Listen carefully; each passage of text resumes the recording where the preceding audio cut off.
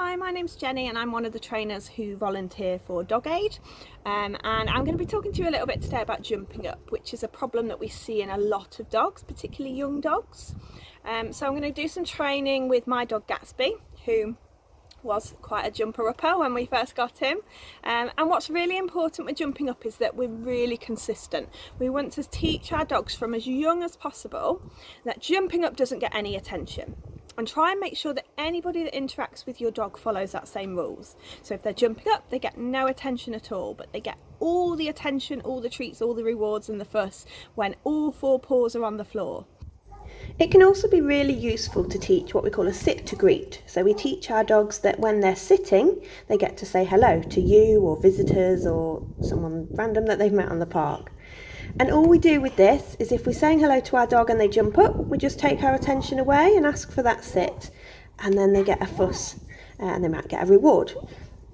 So as you can see, Gatsby offers the sit and gets a treat.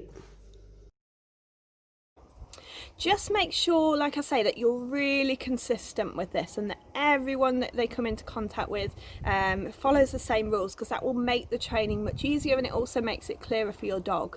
And you might need to put some management in place initially, so that could be having a lead and some treats at the front door if you struggle with your dog jumping up at visitors.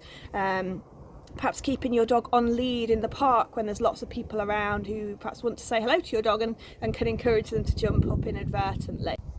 So here I've enlisted a family member who Gatsby finds quite exciting, and I'm using some treats to help him in the early stages. You can fade those out later on and eventually the fuss itself just becomes the reward. But what we're working on is just these short 3-second greetings. And if he doesn't jump up, he gets rewarded. If he did jump up, I'd just ask him to come away a little bit earlier, because sometimes, he's young, he still makes mistakes sometimes, and we just want to make sure that doesn't get rewarded. So he's rewarded for his sit and his focus. He gets to go and say a quick hello, gets a fuss and a treat, and then we move away. So as you can see, Gatsby's doing really well with his training. We use lots of opportunities to practice his sit to greets. So if we've got visitors coming round, I'll pop him on his lead, I'll preempt my visitors so they know exactly what they're doing, and I'll use that as part of my training. And out on walks as well, if somebody stops and asks if they can say hello, that's absolutely fine, but there's nothing wrong in saying, yep, no problem, but just give me a second to get his attention and focus, because we're really working hard on not jumping up at people.